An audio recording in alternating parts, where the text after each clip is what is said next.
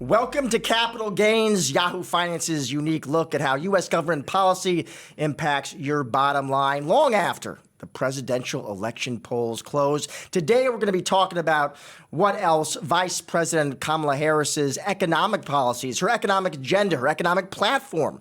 What do we know about it? How does it compare and contrast to President Biden's? Later in the show, we're going to be talking to Strategas Jeannette Lowe about her views on this topic. Dive into that with her. But first, we're going to talk to my very colleagues here at Yahoo Finance, Rick Newman, Ben Werschkul. Guys, how you doing? Hey, Josh. What kind of colleagues are we? What did you call us? Colleagues? Yahoo Finance's very own. I was trying to pump it up a little bit. Okay, all-star colleagues. I was going to. Okay. Just so viewers understand, Rick. And Rick, by the way, just so everybody's clear, it's very professional. Rick's in shorts, Ben's in sandals. I didn't get that memo. It's kind of work from home, but work from the office. Is that what it is? Yeah. How does that work? I'm good from here. Rick, what's on your mind today? My dress code wasn't until you brought it up. But at any rate, there's a lot to probe with regard to Kamala Harris. And here's how I'm thinking about it. So there has been a lot of continuity so far between the Harris campaign and the Biden campaign. For example, it looks as if the same staff that was running the Biden campaign is going to run the Harris campaign. She's not pitching any policy changes or anything like that. However, Kamala Harris has some splaining to do because when she was a candidate in 2020 in the Democratic primaries, she kind of positioned herself as a kind of progressive wannabe. And I'll just tick off a few things that she backed then that are definitely not, not part of the Biden economic agenda. So she supported the Green New Deal, which was this huge, it kind of theoretical, really, but it was a framework. But honestly, it sounded great, though, didn't it, Rick? If I told you, hey, I've got this deal, I can create millions of new jobs, I can combat global warming. It was never going to be. It was never going to be a deal because it was horrendous. Honestly, it was like a massive government takeover of the transportation and energy sectors. She also backed Medicare for All, a giant health care plan that would cover everybody, get rid of employer health care. She opposed. Yes, she jumped on Bernie Sanders, and she also supported a fracking ban. And you're not going to win the state of Pennsylvania, where fracking is huge, by banning fracking. Tough in the swing state of Pennsylvania. So Ben, has she clarified any of this so far? Not yet. No, so far it's all the campaign rhetoric. And what's happening though behind the scenes that I think is really interesting is that it's the question of which Kamala Harris voters are thinking of when they go to November. The one thing I'd add on to yours, and all that's true about the 2020 campaign, but if you draw a portrait of her from her time as California AG, it's a very different one. She was more on the moderate side. That's why I called her like a progressive wannabe, because she wasn't that progressive when she was in California, right? Yeah, no, absolutely. No, her record in California, I think people are going to be spending a lot of time going through it, but she wasn't, I wouldn't describe her as super friendly to big tech, but she was definitely cordial with big tech. She was working with them, and the issues that she went after them on were kind of more specific as opposed to the bigger ones. She got attacked from the left back in 2020 for that. And it goes down the line of how she approached things. I mean, she was a courtroom prosecutor. She was from San Francisco, but she was a courtroom prosecutor. So there's two of those things. And the other area is going to be crime there. That was another thing in 2020. She was getting criticized from the left on, and that's her record. And that's a lot of their messaging so far. Ben, she's the prosecutor versus. Yeah, but Ben, isn't that really, though, the focus? I mean, that may have been when she was a prosecutor, but isn't the focus going to be really this time she spent in the Senate, where she was, from what I understand, you correct me if I'm wrong, you're the pro, she was the most liberal member of the Senate. In 2020, she runs, as Rick just said, she bear hugs the progressive agenda. I mean, that's how she's going to be billed, right? A California progressive. I mean, I get to the point she's now going to, listen, if she wants to win, she's going to move center.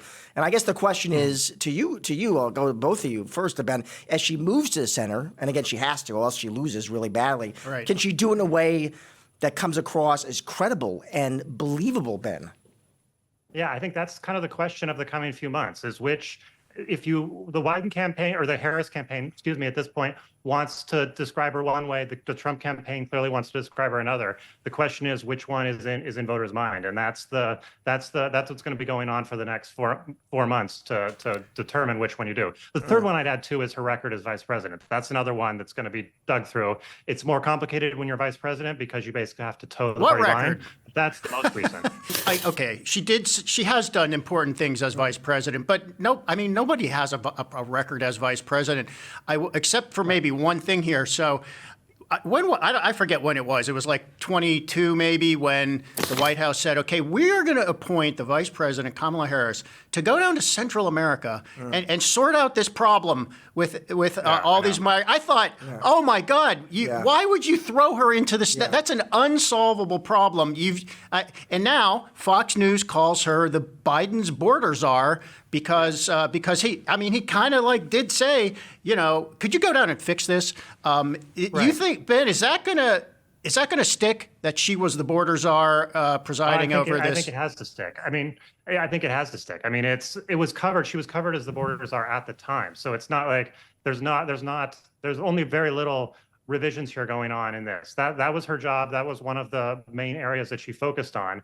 The comeback's going to be that they came up with a bipartisan border deal and Trump tanked it. So that's what the back and forth is going to be at the debate. But I do think Kamala failed border czar is what I'm already getting a ton in my inbox from the Trump campaign that you're going to see nonstop. By the way, just so people know, these kind of nuances always get lost in the headlines and the propaganda of a campaign. But her job was not to go to the southwest border and figure out how to stop people from coming in. Her job was to go to the, what's it called, the Northern Triangle? Where it was all about the root. It's El Salvador, Nicaragua, and Honduras, and figure out how to fix what a thankless job. How to fix the economy and how to fix crime, in another country, in 3 other countries, so that people felt less need to migrate to the United States. That's a worthy cause, but to assign that to some politician just is like the kiss of death to me. Yeah. And even at the time, it was the question was, when is she going to visit the southern border? Even though it was kind of billed as this specific thing, the question immediately became, when is she going to go to Arizona to the southern border? When does she go to Texas to the southern border? Which then, even though that wasn't the job, but yeah. So let me ask you this though, Ben. To Rick's point, you're the vice president, right? Nobody really has a good beat on exactly what she wants to accomplish now in terms of economic policies, economic agenda. Let's say though you were prepping her for an interview, though, here, Ben. And listen, I'm going to make you her chief of staff. It's a terrible, thankless job. You're her chief of staff now, Ben. And you're prepping her for her first really tough interview. And somebody's going to say, Madam Vice President, what are you most proud of? What are your biggest accomplishment as Vice President? What do you say to that? I think what she's going to say and what she has to say is about the Biden economic record. That's the challenge. Facing. But do you want to go there? Well, no. How does she explain that, and how does she get into that? That's what Biden gave an address to the nation last night. It was a laundry list of his accomplishments. Her main goal on the economy. I'm sort of answering on economic issues, but she has to sort of be able to convince the public that inflation isn't the only thing they should care about. So that's how I would approach it. But hey, Ben, since you're Kamala Harris' chief of maybe staff, that's why I'm not chief of staff. Yeah. No, well, you still are. You still are. So since you're still Kamala Harris' chief of staff, who is she going to pick for vice president? And I don't want the list. I want to know which name you think is best. I have no idea who she's going to pick. The one that intrigues me the most is Mark Kelly. This is an Arizona senator. It would be kind of a zag a little bit. I think the assumption was early on she'd pick a swing state governor in Pennsylvania, Josh Shapiro. Why not Shapiro, Ben? Why wouldn't you lean toward that way? I think there's a couple logics there. One is that Josh Shapiro is popular in Pennsylvania, and he can still help her win even as governor. He's young too. He's very young. He's young too. Yeah. The other signal you send with Mark Kelly is that a state like Arizona could be in play. Under Biden, it was almost essentially gone. And the question is, can kind of Harris campaign bring it back, Kelly would be a big step in that direction. The other reason he's intriguing to me is he would become an instant conduit to the business world. He is the CHIPS and Science Act, which is one of their laundry list of accomplishments. That was really, that was a bill he drove. All this semiconductor investment is going to Arizona, or a big chunk of it. So he'd become kind of a business world figure if he was picked as well, in addition to the political calculation. I'm agreeing with you. I think it will. I think it has to be Mark Kelly. But just to put another bit of info out there. So Morning Consult, the polling firm, put out their list of approval ratings for governors, and the most popular Democrat is Andy Beshear of Kentucky, the Democratic governor of a deeply red state. So if she were to pick Beshear, she's not going to win Kentucky, but he could, in theory, help win Pennsylvania. He could sort of offset. I mean, I don't know if the hillbilly vote is up for grabs. Does J.D. Vance just nail it, or so he could maybe bring a little bit of the hillbilly vote. So, but I think it's either one of those two guys. It could be a surprise, but what amazing about the list Mayor too Pete? is Mayor Pete? There were some headlines, Ben. You hear those Mayor Pete headlines? I saw those floating around. What do you think about that? Yeah.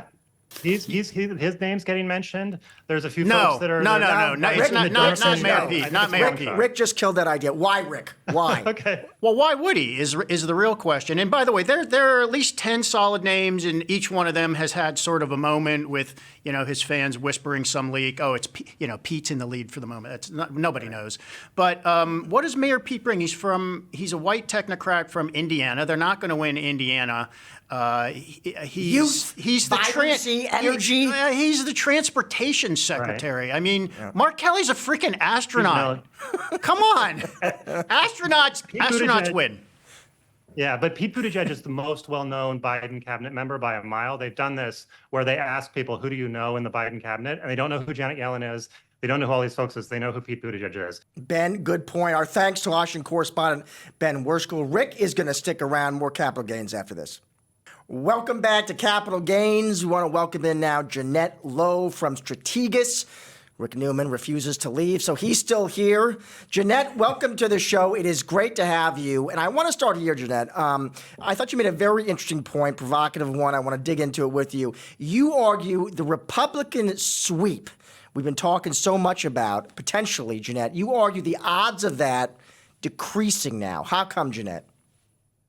Right. So we saw that after the presidential debate, Trump's odds of winning the election rose. And then with that, you also saw the odds of the Republicans taking control of both the House and the Senate for next year rise as well. They were up to 55% last week. And then once Biden left the race and Kamala Harris became the top of the ticket, or at least the presumptive nominee, we have seen those odds come back down. The belief is that there is more momentum now for the Democratic Party, and that is going to help the Democrats keep some of these House races, maybe even win over some other ones, potentially having the chance to regain control of the House. The Senate is obviously a little bit more of a tricky play, but I think that is a new dynamic that has come into this election now that we've had a change at the top of the Democratic ticket. So, Jeannette, let me ask you about the Trump trade, because the so-called Trump trade, is premised not just on Trump winning, but on Trump winning with Republican control of both houses of Congress so that they can pass that legislation. I'm sure you've been following all of this. Do you think it's foolish at this point to be betting on the Trump trade? Well, so I think what's important, though, is that there are some things that Trump can do no matter what. If he is president, he can do executive actions. He can do a lot of things on trade with or without Congress. He can do a lot of things on deregulation with or without Congress. But particularly when we're talking about the Republican sweep, that's really important for tax policy and also the debt ceiling. So if you think about what happened in 2017, Trump was president. You had the Republicans pass the Tax Cuts and Jobs Act via reconciliation. So that means they only need a simple majority in the House and the Senate. They don't need 60 votes in the Senate. We now have most of those tax provisions expiring at the end of 2025, as well as a number of other tax provisions. And if the Republicans have complete control, they can actually enact another reconciliation bill to extend as many of those tax provisions as they may want to do without having to negotiate with Democrats. So that's a big change. Also, same thing with a debt ceiling. We've had two pretty critical, important debt ceiling fights in 2011 and last year. They've also led to debt downgrades from rating agencies of U.S. debt. But that has happened under divided government, not under one-party control. So I think that the important dynamic is that if we have a Republican sweep, that changes what policy can be enacted. It has important implications for tax policy and the debt ceiling. But if you do also think about the Trump trade, there is a difference between what can be done legislatively and what can be done at the executive level. And even if he just wins the presidency, there are still a lot of things that he can do. Yeah, I remind people that there are not two possible outcomes in this election. There are actually four, and it's whether the Republican or the Democrat wins the White House, but then whether that person governs with unified control of Congress or with split control of Congress. So let me flip this around, Jeannette. Is there a Harris trade? A Democratic trade, or is the Harris trade just the opposite of the Trump trade, or maybe even, to like torture this metaphor completely, shorting the Trump trade? Right. I mean, so I think one of the things that we get asked frequently now that there's been this change in the dynamics of the race is Harris much different from Biden? And I think overall, the main factors that we are looking at, Harris is probably going to be the same as Biden. So if you think about the key issues in this race, it's trade, it's deregulation, it's immigration, it's taxes, it's foreign policy, it's the U.S. deficit. All of those, we believe right now, the fundamentals have remained the same. Harris, it goes to more of the things that you were talking about earlier about how she might have different policies with regard to healthcare or climate, but we kind of have to see how that plays out over the next couple of weeks as she puts her campaign really together. We're only in day 4. She may change her policies a little bit going forward to create a difference with Biden, or to just make her own mark, or just to continue his policies. So I think that's what's important. And one of the really big ones we think this cycle is that there is what we're considering as at our firm, the election is really a referendum on the speed of deglobalization. Trump, as we know, has come into power talking about imposing tariffs across the board, really imposing tariffs on China. That's going to be really impactful if he's able to do that. Particularly him applying tariffs to China is going to accelerate the move of supply chains out of China into countries like India in particular would be a large beneficiary. We also think he's really going to target Mexico because of immigration, because of Chinese transshipments of goods coming through Mexico. And that's going to be a big difference with Harris. Regardless of who's president, both parties are very hawkish towards China, but the Harris-Biden agenda is much more targeted, it's much more surgical in terms of tariffs and export controls than we would see under Trump, and that's going to have a major impact. And then, of course, deregulation as well. We think Trump is really going to make deregulation a focus of his administration if he wins a second term, and that's really going to focus on things like financials, energy, tech, thinking about AI. That's going to be a big factor for him. So Kamala Harris, I mean, despite the fact that she's so well known, she really does need to define herself as a presidential candidate. So what do you think she will say about the positions she took in 2020, where she was, Bernie Sanders adjacent, and that is not going to work in the general election this time. So do you think she's basically going to say that was 2020 Kamala Harris, and that's different for me, I'm now 2024 and I'm more centrist? Or do you think she doesn't have to make that distinction? Or what do you think is going to happen here? Right. So we'll see. I think one of the things that's important in the past couple of days, you've definitely seen her still talking about having, an economy for everyone. So she's been talking about things like pre-K, which was part of her 2020 campaign agenda. She's been talking about trying to make sure that people have healthcare. We don't necessarily know if she would go as far as going back to Medicare for all. But you could always say that, she may say, well, now that I've been in the administration, some of my policies have changed. Jeannette, thank you so much for joining the show. Appreciate it. Thank you, Jeannette. Thank you. All right, let's get to some election polling now. When pollsters call people, bother them at dinner, what are they saying? Well, there's no person better to ask than Yahoo News resident pollster Andrew Romano. Andrew, it is good to see you. So what are they saying? What are the polls telling us, Andrew? Well, our poll is telling us that Kamala Harris and Donald Trump are tied at 46%. That's not a huge surprise. Basically, every poll we've done, Biden versus Trump, Harris hypothetically versus Trump, has shown the same thing. This is a race in the mid 40s. They've ranged from about 42% to about 47%, no one getting more of the vote than that. And the race between, presumptively Harris and Trump is kicking off with a very similar dynamic. So that's a national level. What about swing states? Yeah.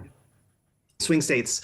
Well, we don't poll at Yahoo News in the swing states, but other people do. They have shown consistently, and again, this is sort of reverting back to the Biden-Trump race, that Trump was opening up a little bit of a lead in a lot of these key swing states. So it was one of the factors that drove Biden out of the race, both internal polling and public polling, showing his path narrowing to 270 electoral votes.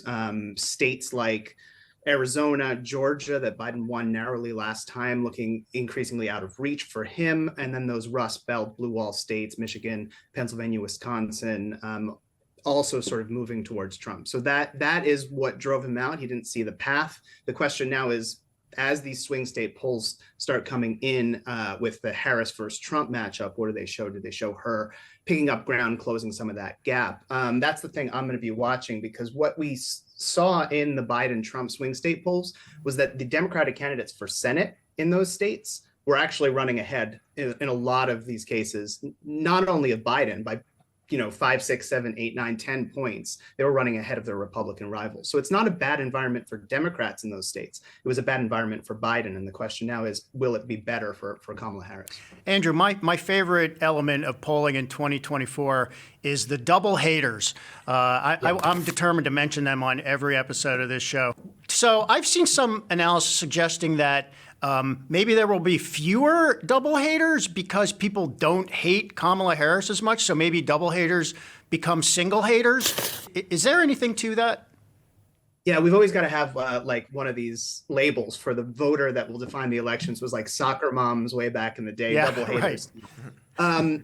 Yeah, so the thing about Biden-Trump is everyone had an opinion on them. These are two very, very familiar figures. Trump, of course, the third straight time that he's been nominated for president by Republicans. Biden's been around forever. And that was part of the double hater dynamic. The fixed opinions, there were people who really didn't like either of them and their minds weren't going to change.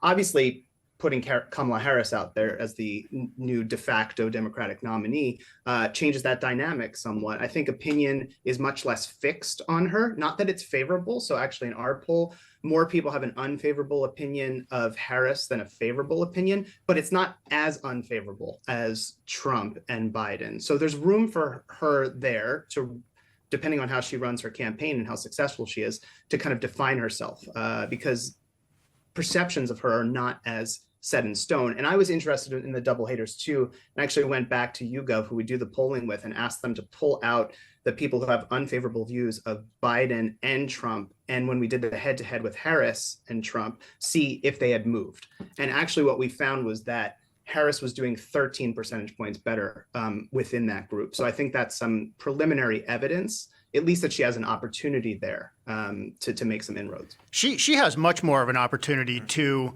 persuade voters, right, than Biden did? Yeah, no, I think so. And I think it's for that very reason, is because people have kind of a fleeting impression of her, but they don't really know what she's done as vice president. They don't know as much about her backstory. So she's going to be out there and trying to define herself. Now, of course, Trump and the Republicans are going to spend scores, hundreds of millions of dollars trying to define her. So that's going to be this battle that you're going to see next. What do they get up on the airwaves? Are they attacking Trump in their ads mostly, or are they trying to create a favorable impression of Harris when people don't have that fixed opinion yet? But I think the dynamic you see in these head-to-head polls, it's interesting. Trump in our poll has never gotten above 46, 47%. He never got above 47% in either of his previous two presidential races. Of course, he lost the popular vote once, and then he lost the election to Biden. So there's a pretty hard ceiling for Donald Trump because people know what they think of him. And I think the question is whether that's going to become a similar dynamic with Harris just because of all the polarization we have, or whether she can kind of break through and get her numbers up above that mid 40% range. Andrew, thank you so much for joining us for that insight. Appreciate it. Thank you. Thanks, Andrew. And thank you for watching Capital Gains. We'll see you next time.